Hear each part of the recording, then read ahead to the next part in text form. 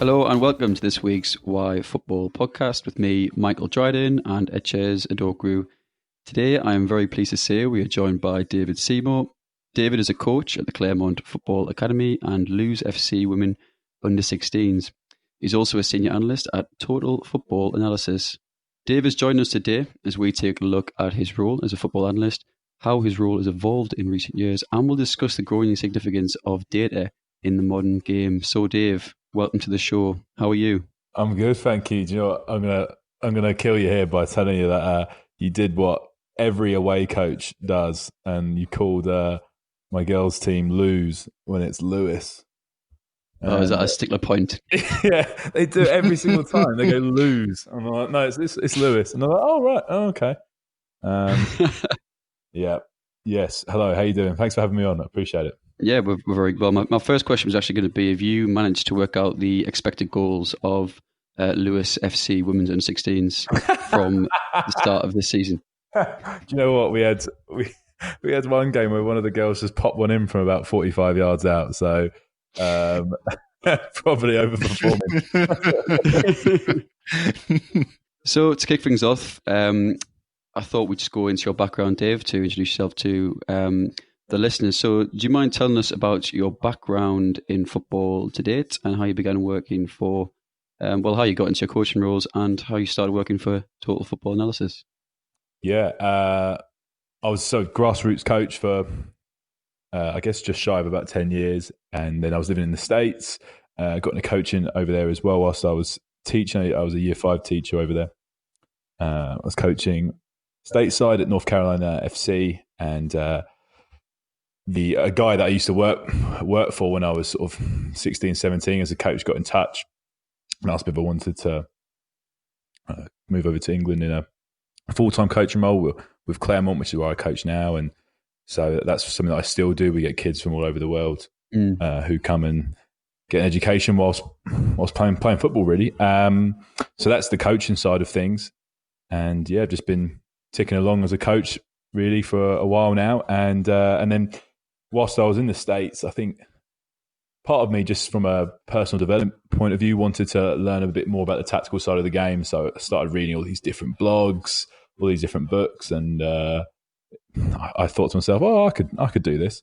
So yeah, I reached out to Total Football Analysis, started writing for their website, and things have gone from there, really. I'm still doing it now, I guess about 18 months, 2 years, maybe 2 years later. Oh, brilliant. So you touched on the Claremont Football Academy briefly there. Do you want to expand on what they do? So yeah, it's a private school and they have a football academy attached to it, and we get kids from ages of about 8 to 18 from all over the world, and we have teams at every age group.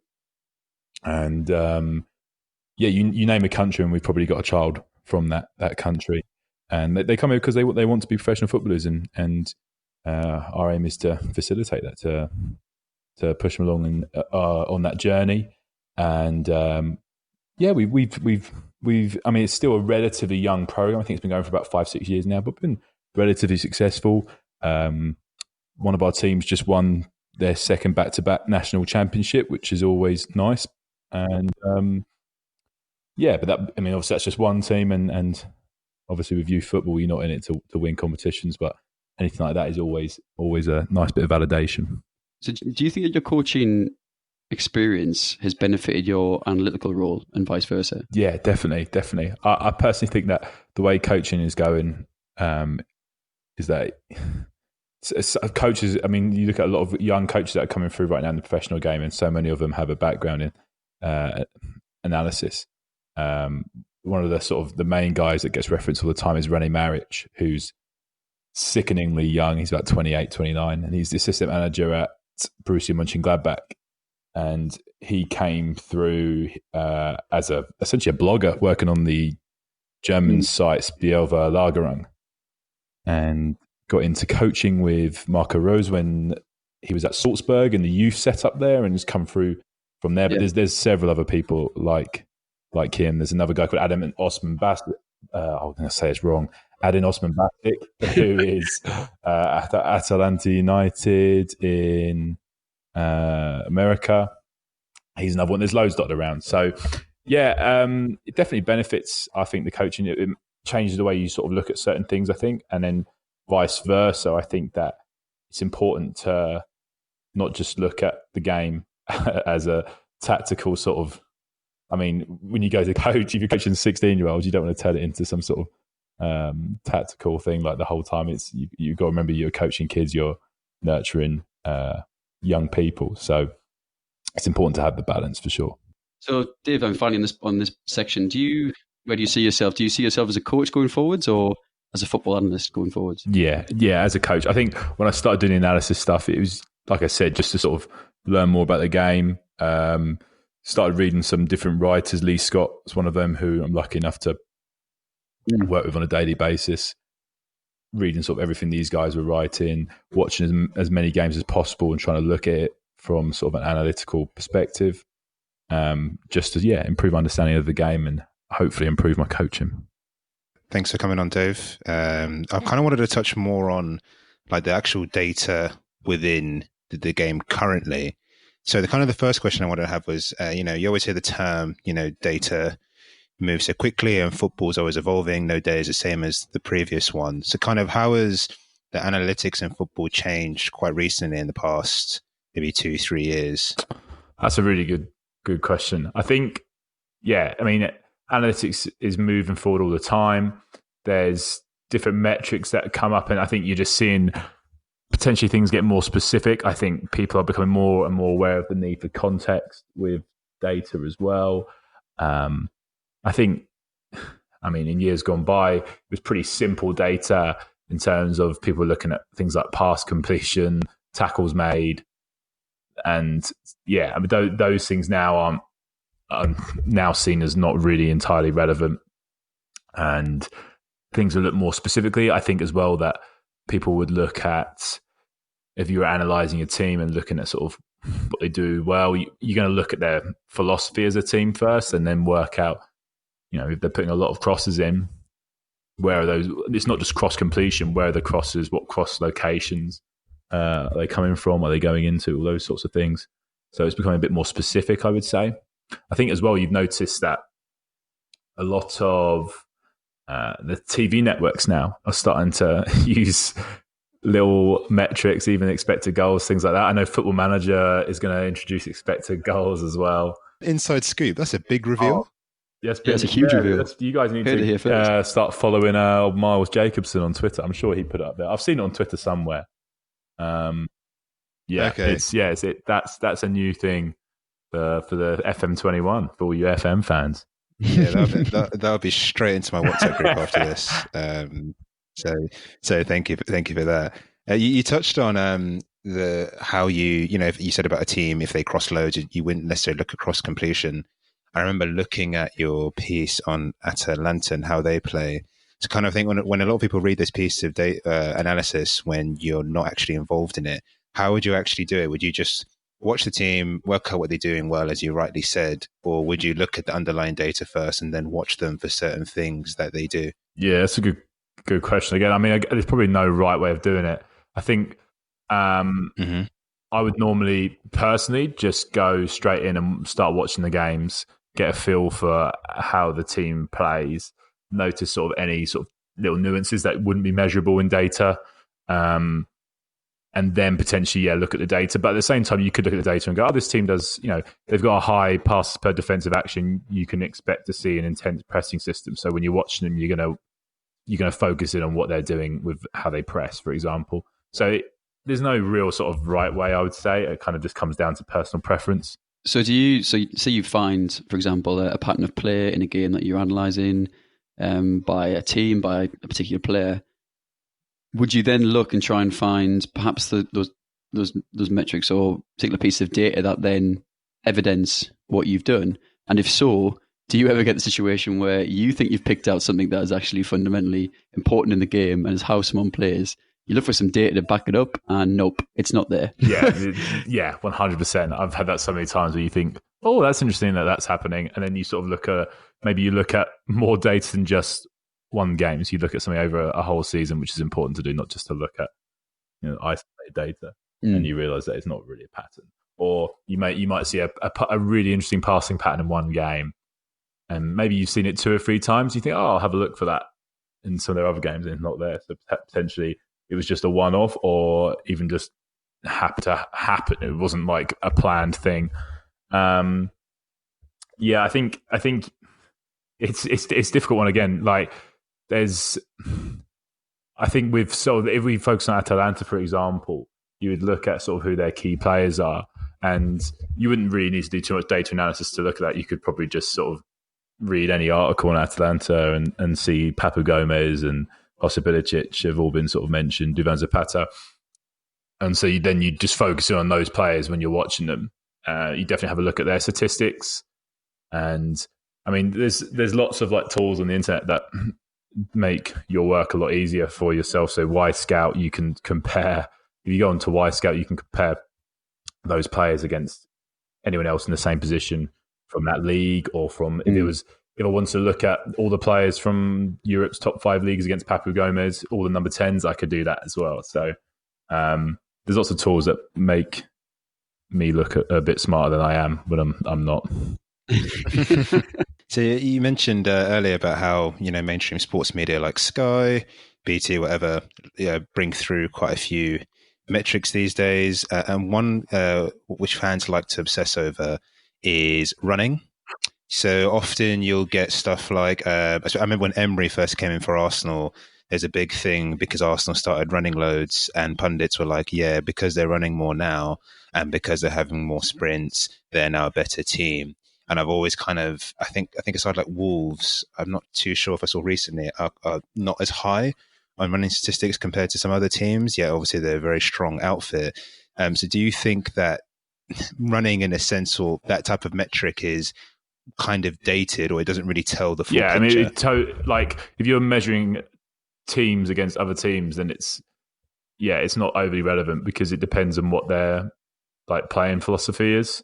If they're a team that are going to press high and just press, maybe then they're going to have a lot, maybe they don't have much possession, so when they win the ball, they're quite direct, then you're going to see that their running statistics are going to be like super high. If they're a team that have loads of possession, maybe they dominate possession, they're not going to have a lot of running, I guess. Like, if you were looking at that metric, I mean, I think you've got to look at how a team plays, and then decide sort of what metrics are important. And then at the same time, this is sort of a little bit off topic, but we talk about comparing teams. I think you're now starting to see with statistics, particularly defensive statistics, they're starting to use pass-adjusted defensive statistics. So I'm not a big fan of tackles as a measurement anyway, but let's just say interceptions.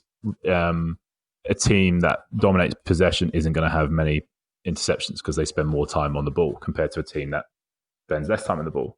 So rather than say, oh, this player is making way more interceptions than this player, you would adjust them to sort of the amount of like possession that a team has to more evenly weight it. And I think you might start seeing that in a lot more statistics going forward as well. But that seems like a sensible way to do it. No, that's pretty interesting, actually, because I know like fans, I think James Rodriguez on his debut didn't sprint, or he had 0 sprints. And I remember on Twitter it was like this thing where like, like people were like, oh, he's too good, so he doesn't need to run, and other people were like, he's too lazy. It sounds like such a like British thing to get annoyed about, someone not sprinting on a football pitch. It's very reactive. If he scores 4 goals, he doesn't sprint, he's too good to sprint. If he does absolutely nothing, then he's lazy. I mean, obviously Ozil is always the guy that people love, but you get both camps. People love saying that he doesn't work hard, doesn't track back in certain systems. And then you'll get someone on Twitter who'll find his like kilometers ran since like 2008. It'll be like best in all like Europe's top 5 leagues for his position. And then, do you know what? There's like the guys. I'm probably going to get loads of like hate messages on Twitter now, because it's probably like half the people that follow me. But you get these people on Twitter that will like, and this is all joking aside. This is important not to do this. They'll bring up stats from a player in one game and in isolation. And so they'll be like, I don't know, Declan Rice, and it'll be like, today against Arsenal, 3 tackles, and then they'll put like a fire emoji after it. 7 interceptions. Yeah, 80% pass completion, and you're like, that doesn't mean anything. It's always by some guy who's got like a picture of like Pirlo as his profile picture. You're not wrong there. Normally, a picture of Pirlo and the Union Jack in his bio name as well. That's a deadly combo. That is. Moving on from that one, another question I had as well. I remember I watched a TIFO vid a few years ago about Thomas Muller and how it's quite hard to pinpoint what he does specifically well because they coined that term space invader. And the question I kind of wanted to have on that is, do you think a good player can have bad underlying data or metrics? Oh, wow. That's a really good question. Yeah, it depends. I mean, at the same time, like in some areas, Thomas Muller wouldn't stand out, but then in others, he would. I can't remember how many assists he got last year, but it was mad. He's also ageless. Isn't he like 30 years old or 31? It's a joke, isn't it? So he's been around forever. 31, mad. That's a really good question. Potentially, I think more so, with when you look at centre forwards, for example, and if you were looking at centre forwards, maybe a lack of goals straight away, you're going to, like a lot of people just go, not really up to much. It's important to then, if you look at like expected goals. So I think a really good example recently has been Che Adams, is top of my head, who started scoring recently. And when he first joined Southampton, he wasn't scoring at all, but I believe he underperformed his expected goals a fair bit. And so it was like, if you believe in that metric, it should average itself out. And so at some point, he's going to start scoring. And Southampton were patient with him and he started scoring. So, potentially, I think as well, like one of my favourite players in the Bundesliga is a player called Yannick Habre, who plays for Freiburg. And he has no standout statistics really whatsoever. But when you watch him play, he just facilitates space for other players so well. He's a really intelligent mover off the ball. And that's something that, again, that when you look at statistics, you can't really measure. But that's something, I guess, as a coach, I quite like players like that. And he stands out for me. But I mean, he's a key player for Freiburg. Well, he certainly was at least last year. And that's someone who wouldn't show up statistically. I mean, as you know, we had an episode with your colleague Lee Scott when we talked about Liverpool. And I suppose an example there would be perhaps Bobby Firmino, who, in terms of scoring assist statistics, probably is not going to be up there, or hasn't been up there in the past couple of seasons. But as everyone knows, he's fundamental to the way in which they play. And Lee, actually, we talked about Bobby Firmino and we talked about who is the kind of like-for-like replacement. And he actually, his actual opinion on that was, statistically, prior to joining West Ham, Sebastian Haller was the closest he'd seen, or from an analytical point of view or standpoint, to Bobby Firmino, which I thought was really interesting. And it probably feeds into that kind of argument that some people do really actually fit a certain system and are so fundamental to a system that it might not be the statistics that actually show their class and their quality through all their importance. Really good point. I think Firmino's definitely a better example than bloody Yannick Habre. So, I mean, I remember him talking about Sebastian Haller, and I was really excited about him joining West Ham, and he's not really lived up to that building. Maybe that's why. Maybe it's a sour note from your end because he hasn't played too much, has he? But no, he hasn't, and I think West Ham's system hasn't really helped things at all there. It's interesting. You actually touched on the whole expected goals thing with Che Adams because we on that league call we discussed Patrick Bamford's, who I think just before the season started there was this big metric that went out about how many big chances he'd missed and how Leeds won't have as many chances. So in theory, what will happen is he just won't score at all. And then there are a lot of fantasy players out there who are then wagging their fingers at me and anyone that listened in because he's done quite well and has actually outperformed his expected goals. So it is quite interesting to see how streaky goal scoring can be, almost in a way that you can look at the underlying data of someone and think, yeah, they'll do this and they should do. But then the guy just hits a purple patch or very good form, or maybe has changed. I saw that about Bamford as well. And I mean, there's also players, it doesn't necessarily just come down to goal scorers too. I think I remember beginning of last season, I think West Ham were doing relatively well at the beginning. And we had Lucas Fabianski in goal. And I was looking at our stats and we were way outperforming our expected goals against, and he got injured. And it didn't help that we had Roberto Jimenez come in, who might be the worst goalkeeper possibly in Premier League history. But nevertheless, as soon as that happened, I was like, okay, we're going to really struggle now, and we did. So yeah, it's not necessarily even just. I mean, those are the thing is that goals are so easily measurable compared to other things. So when you look at strikers and goalkeepers, those two are quite easy to look at, and it becomes a little bit more nuanced when you look at sort of different positions, a bit midfield or defence. Oh, yeah, that's a pretty good point actually. And kind of the last question I kind of had before Dryden takes over again is, I remember we discussed before this whole thing on potential. And kind of when I think it's CIES, I think I've got their name right, they released that thing about how the most valuable players in the world. And kind of the question I kind of had was, when you get really young players, do you know how at all you actually analyze their potential? So when you get, I don't know, I can't think, Jadon Sancho, right? And he's 17. How would you actually project how good he could actually be? Would it be more of a coach's eye saying, he's as good as X, and you'd look at some data that would say Y? Or is it purely driven from, at 17, Messi was doing this, therefore Sancho will also be as good, for example? I think it's a bit of both, and I think that you have to be careful. I think I've heard from a very good source a story of a academy director who wasn't very hot on one player, was very hot on another player, and the one he wasn't really a big fan of at all is now playing for England, and then the other one isn't playing in the Premier League anymore.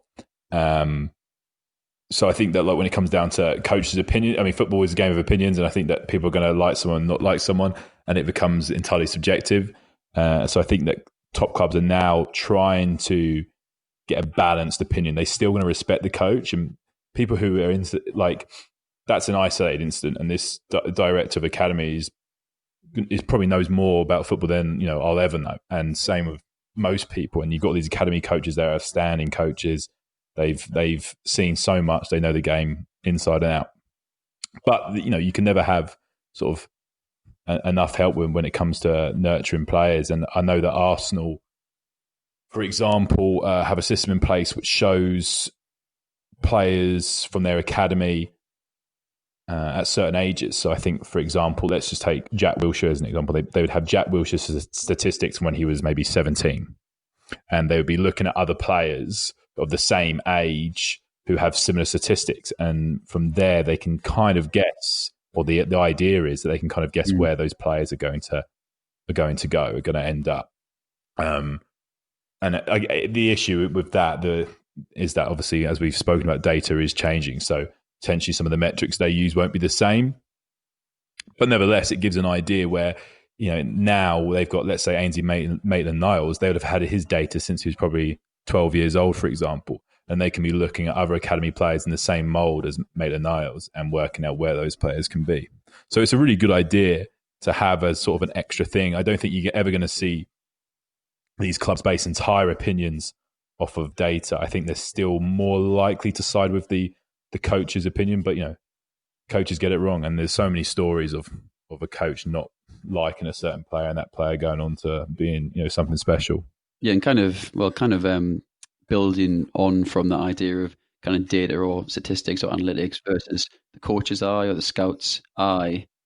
It may be quite a wide question here, but do you think there's an obsession with data now in the modern game, or do you think it's at a good level? Yeah, I'm going to upset a lot of people. I'll be careful my answer here. I think it can go either way. I think there are some people that have no time for it, and I think there are some people that it's everything to them. And you see an argument all the time of which one, if you had to choose one, which one would it be? And I don't think you can. I think they're both.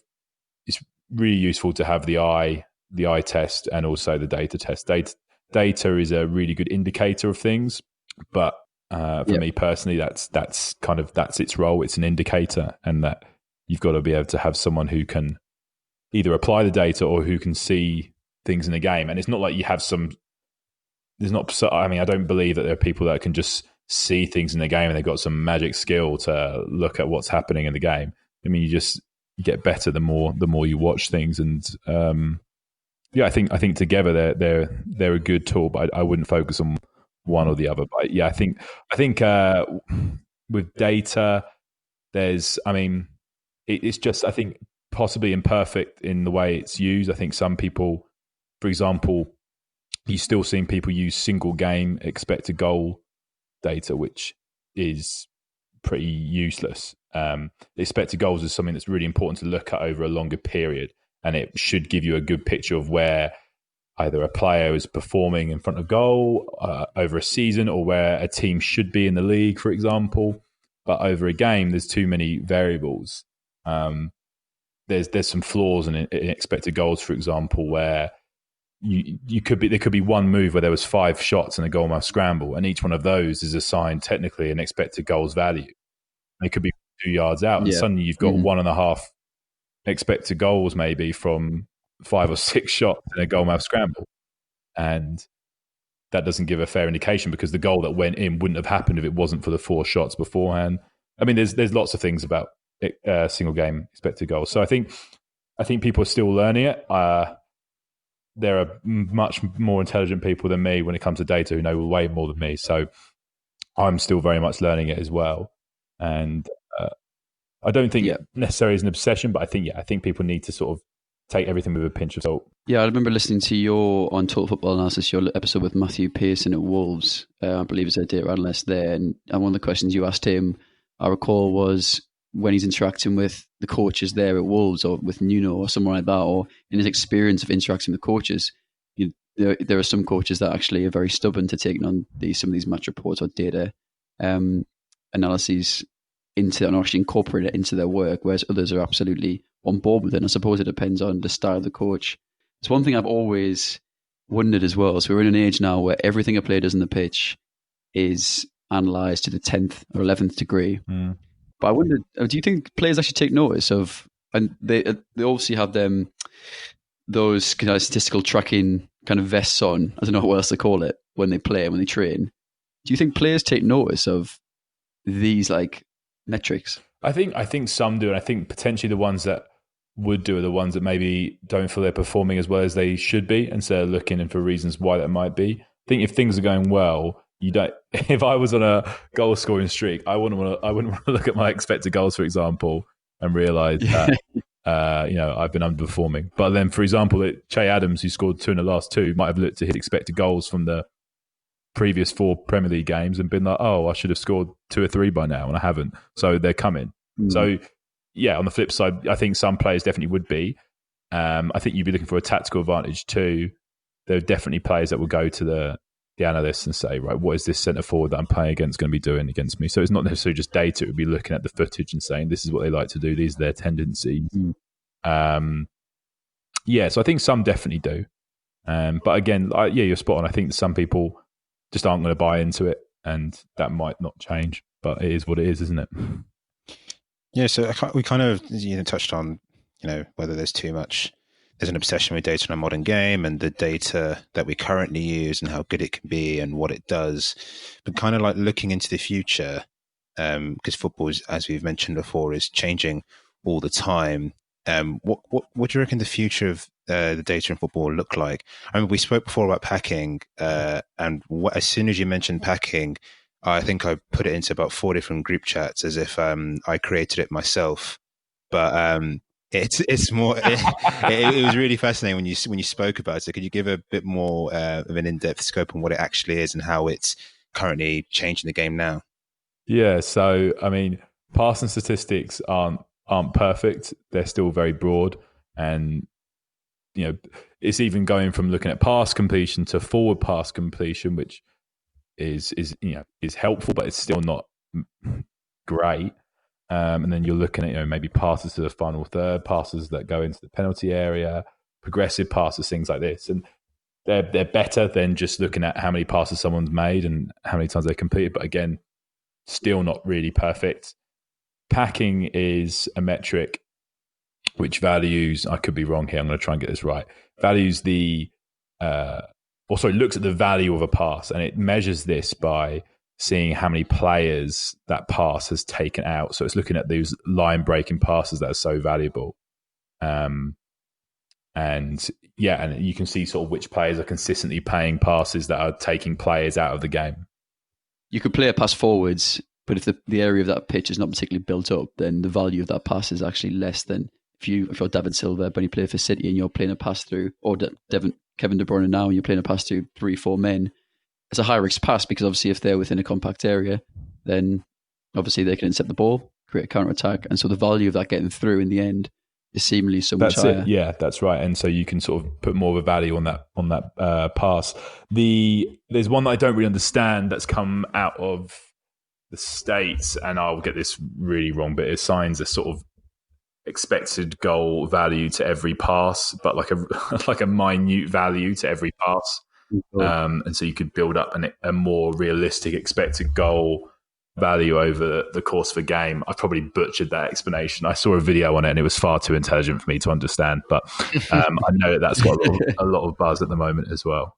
I think kind of the theme from what you just said there is that there is just so much happening all the time, and everyone, because a lot of these things like packing, for example, I think came from a German analytical company, and I think it's almost like with each of these vendors and each of these kind of producers of this type of kind of statistic are trying to vie as being that kind of that fundamental statistic that everyone's going to start using again, almost like expected goals, and so they can then sell their wares and their data and this new metric that will obviously make them money, but that will also transform the game. Like perhaps it might.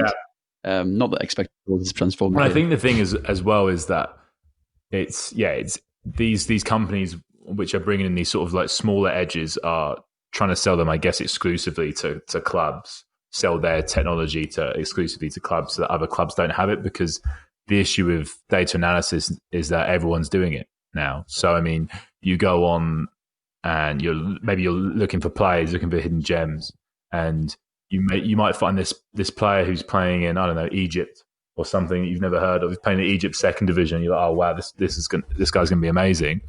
And then you realize that he's playing for like one of the many clubs that feeds into the Red Bull organization, which happens all the time. And but then there's so many clubs doing it with data now. And if anything, I kind of admire the clubs that, I'm not saying they don't do any work with data, but maybe don't take that approach as much and are just trying to find undervalued players that maybe fit their system well. I think Burnley have done really well up until this point of sort of bringing in players on not a massive budget that maybe other people aren't that interested in, players that aren't particularly statistical outliers. And so all the people that are buying into the sort of more money ball approach aren't looking at, but they seem to fit their system well. And I mean, that's more of an old school way of doing it. So it's how you can, any way of finding any edge. But the issue is, with data, so many people are doing it that now it's so hard to find that edge in that field. And one kind of final question I have for you, Dave, is you're a Hammers fan, is that right? Yeah. Okay, fine. And the question I had for you is, Benrahma, where's he finishing this season? Is it going to be a hit, a big success, or is he going to be down in the gutter, do you think? That's a good question. I'm still waiting to see where I thought that Fornals was going to be a massive hit, and they continued to use him on the wing. So I think with Benrahma coming in, Fornals will play centrally. I'm pretty hopeful with Benrahma. He was a big performer last year in the championship, like performed really well, but I mean statistically performed exactly as he should have done. So I think he'll come in and I think he'll do well. I don't think he's, I'd love to be wrong, but I'm not expecting him to set the world on fire. I think he's going to be a really solid performer for what is a pretty poor lower mid-table Premier League team.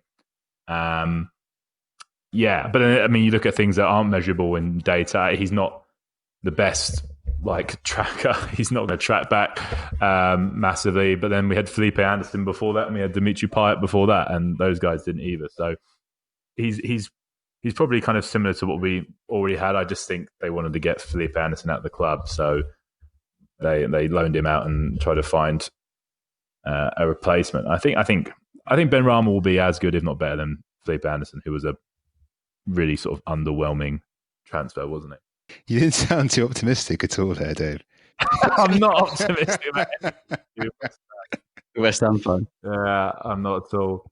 Not at all. Do you know what? Before all COVID happened, I decided I wasn't going to renew my season ticket, and that I was going to choose a non-league club to get behind and like put my money into instead. I mean, I still support West Ham, but I was just like, I'm not going to put any more money into that club whilst they run the way they are. And then so my dad and my brother-in-law, we voted and we went with Halifax. So we were like buzzing for this season. And then, COVID happened and, I'm not going to go and watch any football now. So, well, actually, I'll tell you what, are you allowed to go and watch Halifax? I don't know. I think you can watch non-league at a reduced basis. Although that I watched the FA Cup draw yesterday, and obviously there's quite a few non-league teams in there, and the FA has just announced that for the FA Cup first round there'll be no fans in stadiums because it's obviously a mix of football league and obviously non-league. So there's I don't know what's like in day-to-day non-league football, but for the first round of the FA Cup, there's going to be none, which is a big shame for some of the non-league clubs. What are your thoughts on COVID era football? I just think it's all a bit rubbish. I don't really enjoy watching games without fans there. No, agreed. There's some games like the 7-2 Villa game with Liverpool, which were, I think, better. But yeah, I agree. I think the ramifications of the games don't seem to be as high. It's almost like you're watching a training game. So you're seeing... I thought we'd see less of your kind of Evertons coming through, even though they spent money. Like your Villa, for example, doing well. I thought we'd just see, the big teams really dominate without kind of having to go away to a hostile crowd or, perhaps play in front of some teams don't do that well in front of their own crowds. I.e. probably West Ham and Sunderland when we were back in the Premier League. But I'm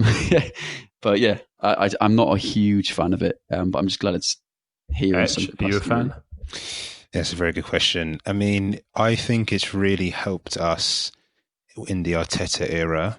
I think a lot of the things that Arsenal tried to do or are trying to do in terms of possession, building up from the back, has been quite successful. I remember when we tried to do something similar under Emery, and it's quite chaotic. It wasn't helped by fans that lost the optimism when, like, Petr Cech couldn't control the ball from a pass back. The fans are quite unforgiving then. I think it's been easier for stuff like that. I remember watching the North London derby. I think we lost 2-1. It was pretty dull without the fans. So overall, I'm not really a big fan. I think actually, on the side note, Arsenal have started. You can watch the games in the stadium in the restaurant for something ridiculous, like £100. Yeah. So really? there's two. There's one for £50 or £60, and you get a picture with the Community Shield, and you get to watch the game on TV. Then you can pay, I think, £200, and you get a picture of the FA Cup. And you sit in a different restaurant.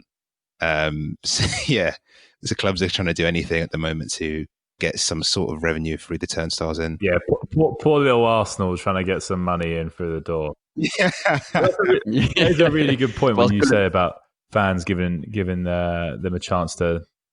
I mean, there being a lack of fans and therefore, possibly performing better. That could be why West Ham aren't doing horrendously as well, because I know that our fan base, as you might have told from my overall demeanour, aren't the most positive when it comes to how we do.